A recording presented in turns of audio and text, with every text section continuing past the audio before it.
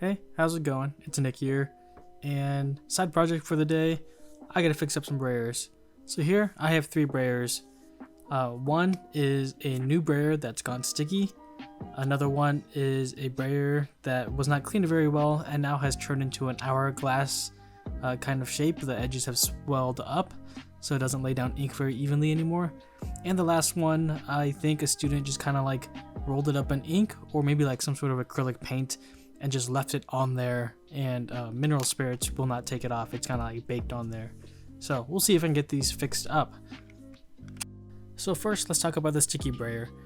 Usually when you buy a new Brayer, it's nice and matte and has good grip to it, but after you've cleaned it a few times, it might have this kind of sticky texture to it. It makes it a little bit harder to clean, but overall, it isn't the end of the world. It still works as a Brayer. There's a lot of theories that people have on why this happens. Some people blame it on the whatever chemicals you use to clean it. Some people say it's like you leave it in sunlight and it'll turn sticky, or maybe it's just a matter of time. My personal theory is that whatever recipe Speedball has, it was changed from the olden recipe, and all the newer ones just get sticky. Because I've seen some that are like 14 years plus old and they're not sticky, but I bought some brand new ones and they'll go sticky after 2 or 3 uses. And I have this Brayer here that I kind of cut down into a smaller one, and I remember when I cut it down that the inner core of this latex rubber was sticky. So I don't think it's something surface level like whatever cleaning chemicals you use, because that would be just on the outside. It's like sticky all the way down to its core, and so I feel like it's probably just the recipe that they're using. Anyway, to cure a sticky Brayer, if you Google the answer, they'll probably tell you to dust some baby powder or some cornstarch or some talc onto it, and yeah, that does work as a short-term solution. It will stop it being sticky. You can put it into storage, and yeah, it's good to go. You don't have to clean it off. It'll work itself off next time you use it. But it's only a temporary solution. The next time you go to clean it, it'll probably be sticky again. And so I think once it's gone sticky, there isn't really a way to bring it back to brand new, but you can make a decision between either talking and dusting it forever, or you can try to glaze over the surface of your roller. And so whenever this happens to my Brayers, I choose to kind of glaze over the surface of the roller. And what that entails is basically taking a petroleum-based oil, not a vegetable or plant-based oil like veggie oil or linseed oil. Here I'm using mineral oil. Baby oil also works. And I'm just going to coat the surface with a healthy amount of the oil. And I'm going to let it sit for a day and kind of work itself in there. And basically that's just going to make the whole surface kind of glaze over. And you know, it's very smooth. It's not quite as tacky as it was before, but it's not sticky, and you know, I don't know, it's easier to clean. I would choose this over a sticky Brayer any day of the week. Now let's move on to these kind of Brayers with swelled edges, or you know, this kind of hourglass shape that develops over time. But before we get into that, do you think that we're actually scrubbing away the inside of the Brayer that makes this hourglass shape, or do you think the outside's actually swelling?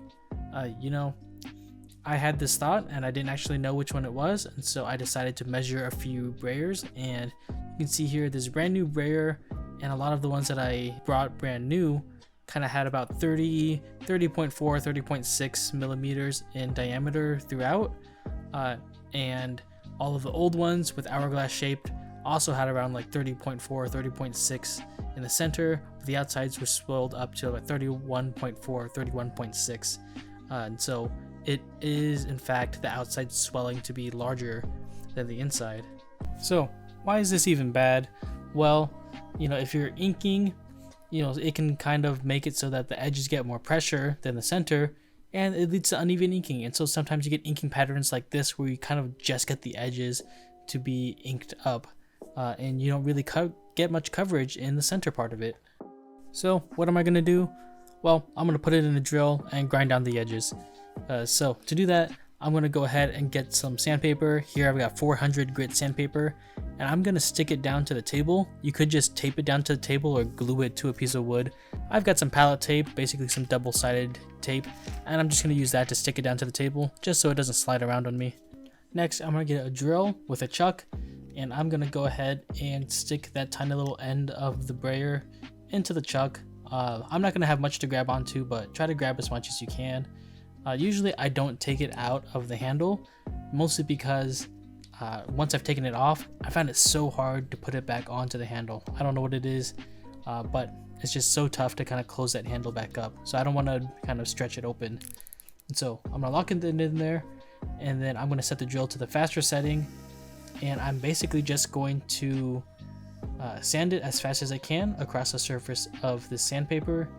I choose 400 grit. Anything lower than that, sometimes I find that it leaves lines across the surface of the brayer, and so I like 400 grit usually doesn't leave me any sort of lines. And so try to take it really fast, but don't do too much at once, or else it will heat up and kind of melt, or like kind of like skip the edges, and you kind of get these little wrinkle marks. But I'm just gonna keep sanding this down until I have a nice flat brayer, or at least if I can't get it flat, I'll make it kind of barrel shaped, and so the edges are a little bit lower than the outside. So I would rather have that than the hourglass shape where it doesn't ink the middle. And for the first time ever, I pulled the axle out of this little brayer. I think I must have spun it a little too hard.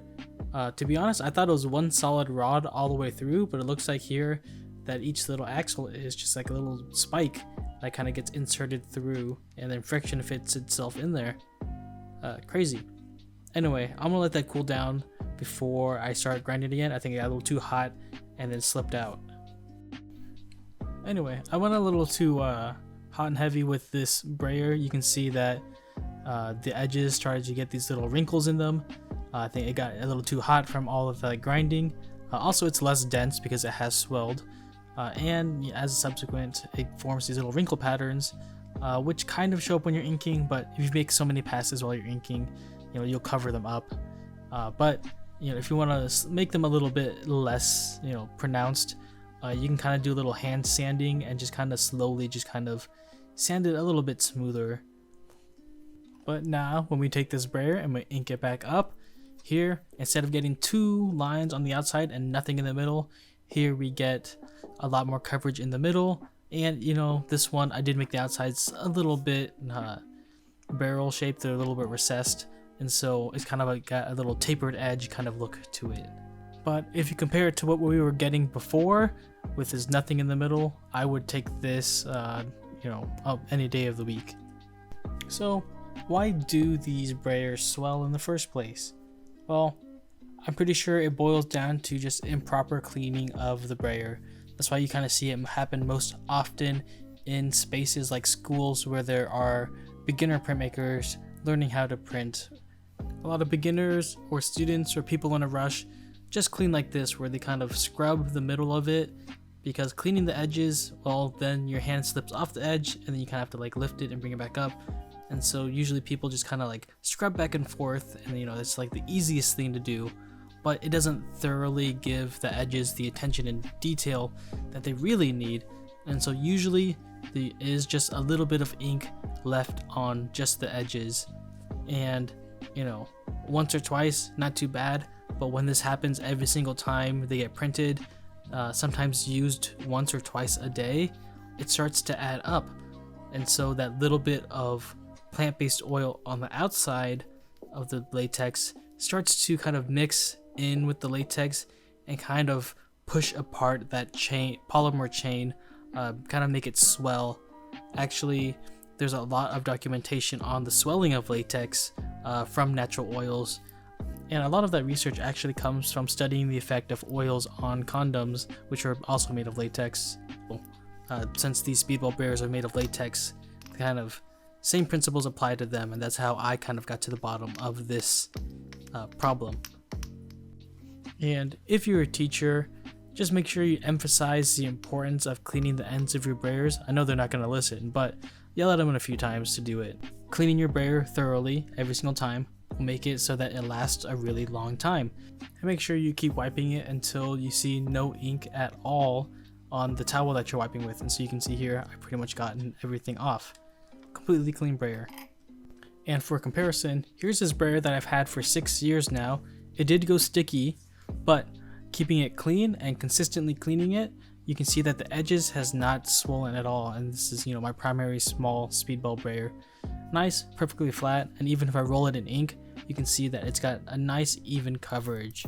And so here, I'm just telling you, I clean it with mineral spirits, the supposedly harsher chemical, but you can see that it's not swollen and it still works great even after 6 years.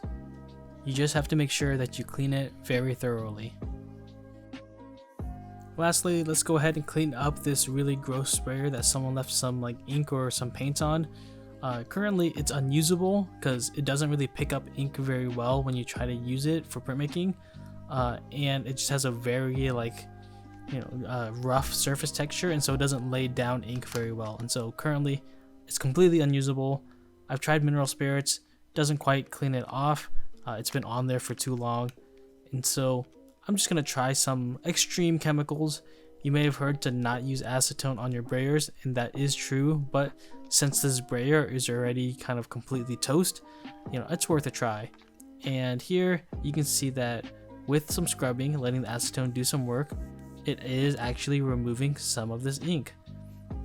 And so if I'm just going to keep scrubbing and see how much of this I can clean off of it.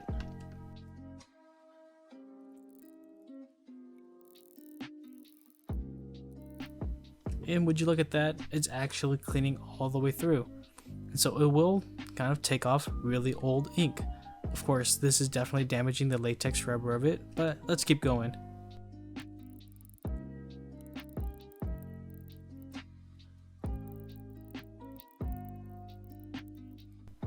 And so I've done this before. The acetone will work. If you don't have acetone, lacquer thinner also works, and I usually prefer lacquer thinner. It smells equally as awful, but it doesn't dry quite as fast. It still dries incredibly fast, but not quite as fast as acetone. But at this moment I have acetone, so that's what I'm going to use.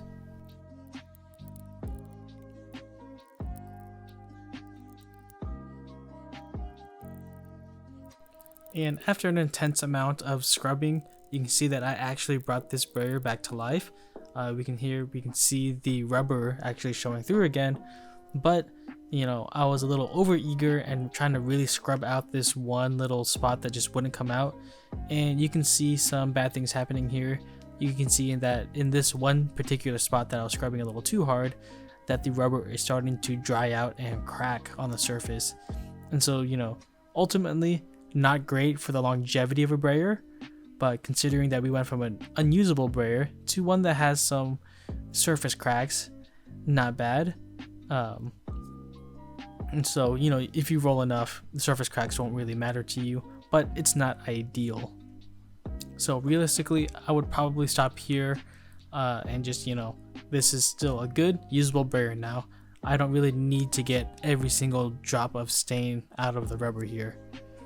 But as you can kind of hear, acetone makes the surface a little bit sticky, but luckily we can fix that with a little bit of oil and just let it glaze over. So there you have it, 3 brayers that were pretty unusable before. Now they're quite usable. They're not brand new quality, but if you've got a studio with 20-30 brayers that you're using for workshops, and you don't want to buy 30 new brayers because it'd be very expensive, you can still get a little bit of life out of them. So I hope you enjoyed this video. Maybe you learned something new. Give it a like to help other people know that it's a good video. And maybe subscribe because I might have some more tips in the future. Who knows? I don't post very often, so you get what you get at this point. So until next time, keep on printing.